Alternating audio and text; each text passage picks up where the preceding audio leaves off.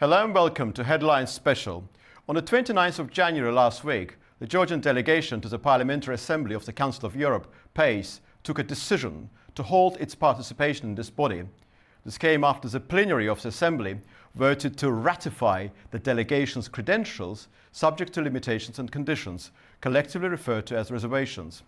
A PACE resolution as to this effect, despite confirming the credentials of the delegation, comes with suspension of a number of rights of its members and a list of conditions, inter alia, including the demand regarding the organization of new parliamentary elections.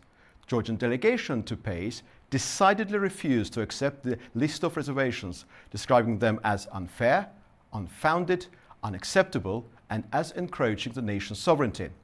Although Georgia remains a member of the Council of Europe, publicly expressing its desire to cooperate with this body on any issue, what is also true is that the date of 29th of January 2025 marks the lowest ebb in Tbilisi-Strasbourg relations, with the whole atmosphere being even more exacerbated due to the ongoing tensions with the EU as well, in particular in the aftermath of the 26th of October parliamentary elections.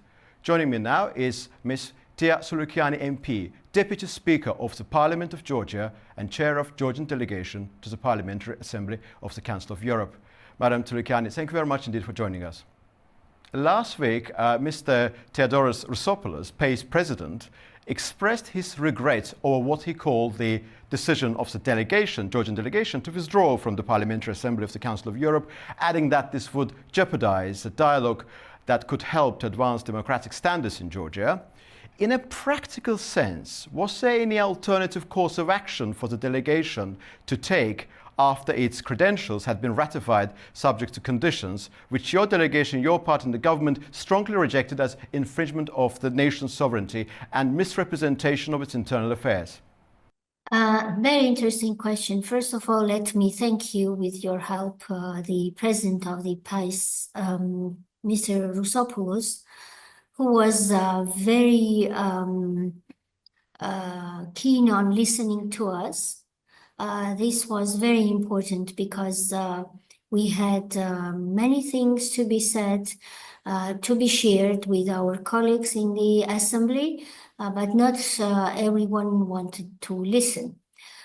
His case was different. As a president, with him we shared lots of information, and he was one of the first to whom we declared openly and sincerely that in case the Assembly votes such reservations, they should know beforehand, even before voting for this kind of reservations, that no parliamentary elections could be organized in Georgia.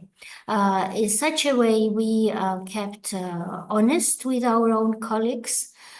They knew before voting that these reservations were kind of red line for us, and somehow they ratified our credentials. We remain grateful for that. But at the same time, they voted the reservations. They did know beforehand they would not be implemented. That's why we didn't have any alternative than to resign from our positions in the delegation. That's what we did officially the same day. And also, so credentials were ratified, but the reservations were not acceptable as far as Georgian delegation is concerned. Should we treat the terms withdrawal used by Mr. Rousopoulos and suspension of participation normally used by the Georgian delegation, Georgian side, as two distinct notions, perhaps reflective of two different ways of looking at what has happened, or are we actually reading too much into the words and in practical sense they mean the self-same? I guess, Mr. President, as ourselves, we all are a bit lost in this procedural situation because, if I'm not mistaken, it happens first time for the Assembly and for any national delegation where the credentials are ratified and at the same time the delegation does not accept it.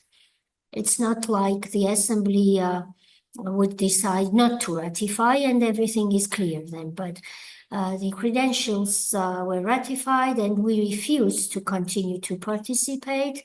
We suspended our delegations work in the assembly, and each of us, every member of the delegation, including substitute members, we all resigned from our delegation member positions officially.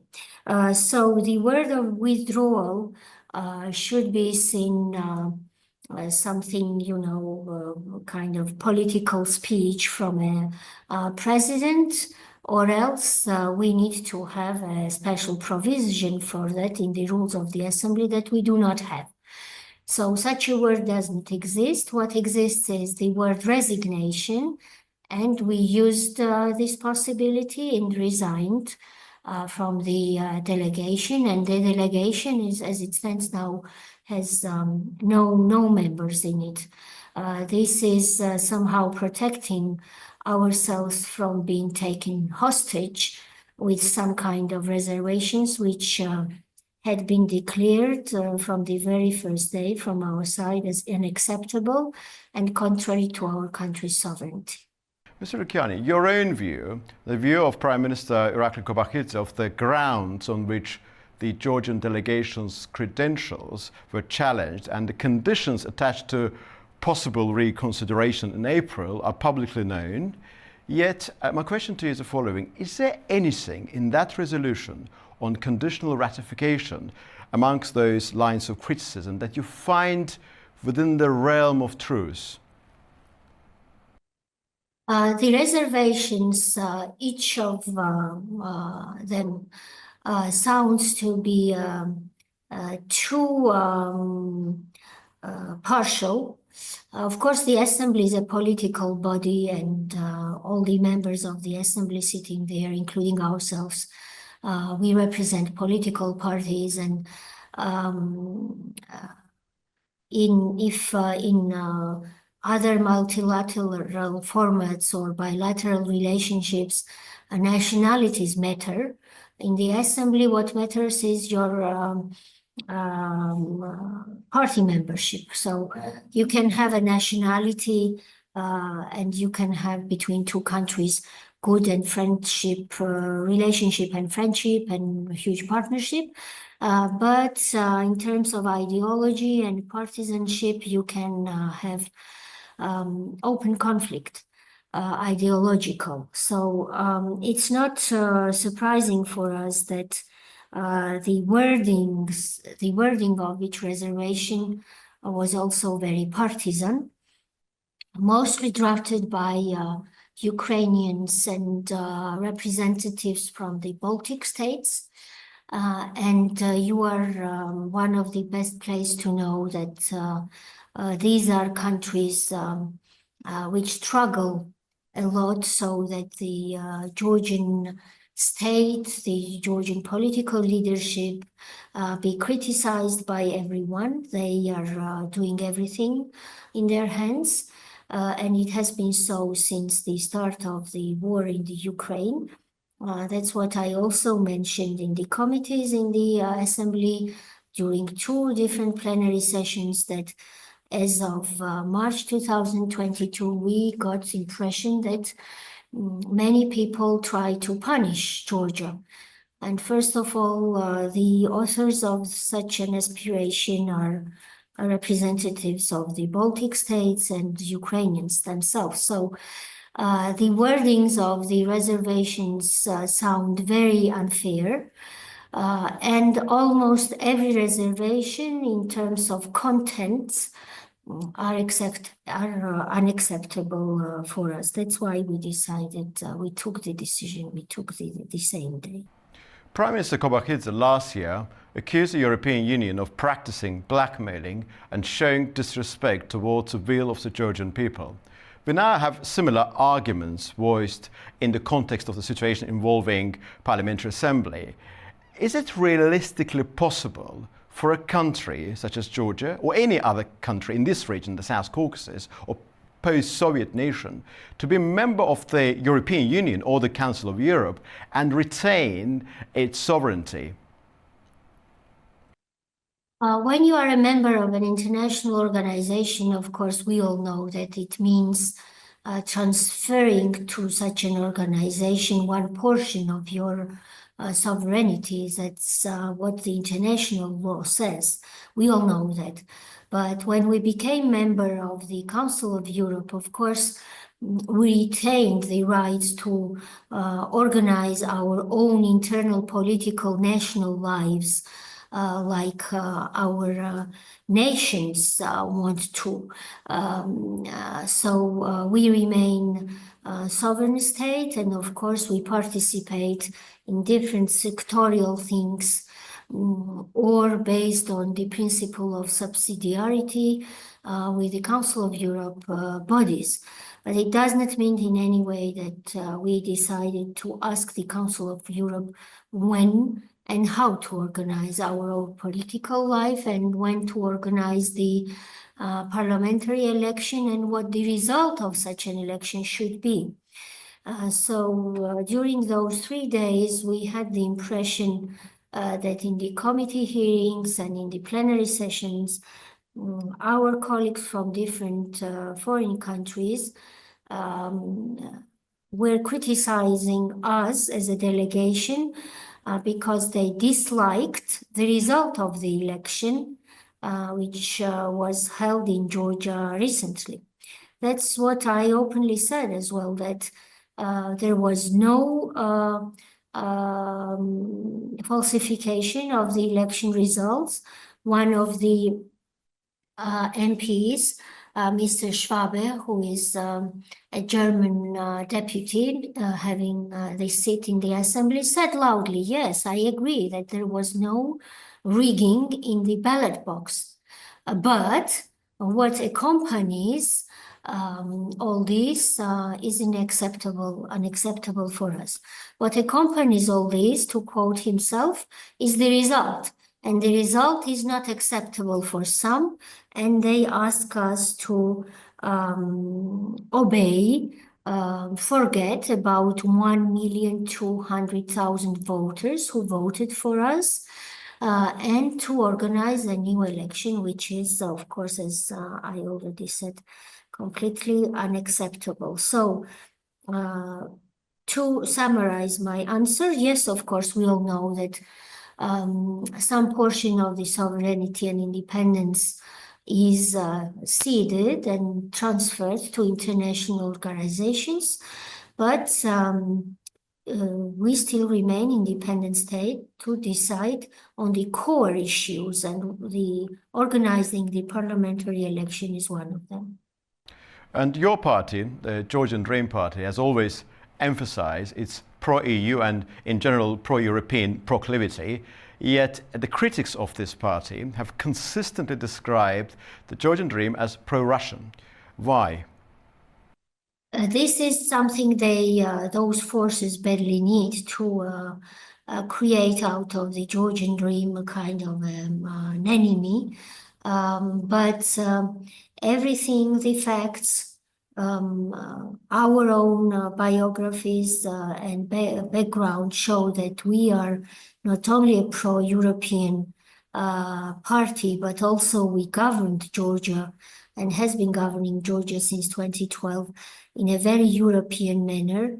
In terms of policy, in terms of decisions and achievements, which are tangible ones, including visa-free regime with the EU, including association agreement signed in 2014 by the Georgian Dream political leadership with the European Union.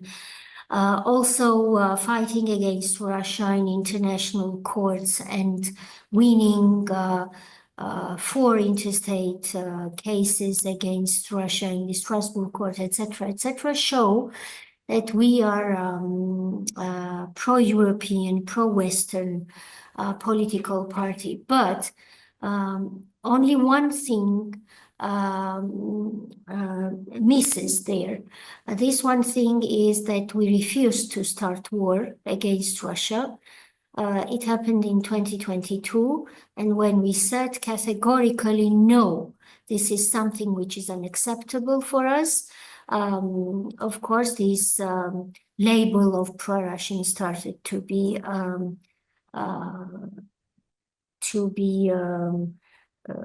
somehow brand pasted to us by some people, and first of all by the Ukrainians. So whatever they call us, we still stand for peace in Georgia.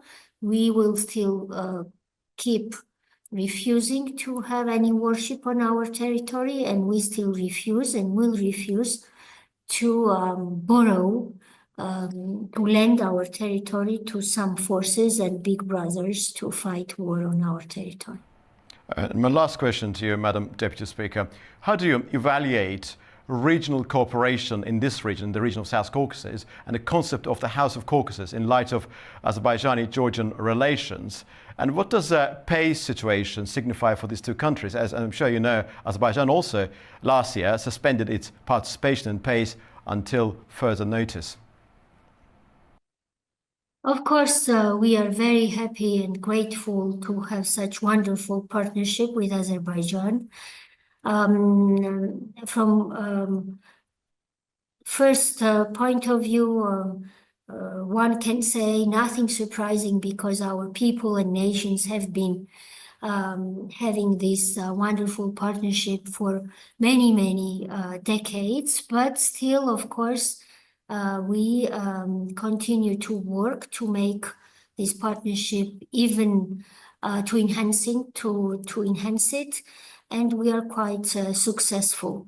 Our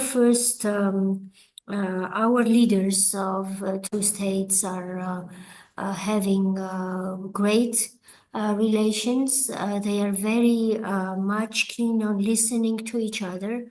It matters a lot because we have some of the challenges which are identical, and we have also our own individual challenges, Azerbaijan and Georgia, Georgia and Azerbaijan, and listening to each other and helping each other in facing such challenges, of course, it matters. And I'm very grateful that to see that this partnership develops, flourishes, and promises for even better future for both of our countries. When we speak about region, of course, having a strong region is also very important on different international platforms, because without not having strong region behind you means like not having a family.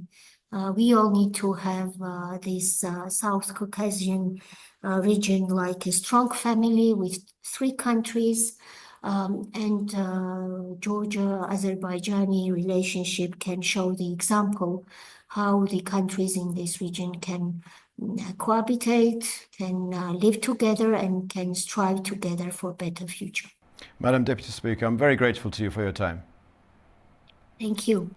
This was Ms. Tia Sulukiani, Deputy Speaker of the Parliament of Georgia and Chair of Georgian Delegation to the Parliamentary Assembly of the Council of Europe. See you very soon.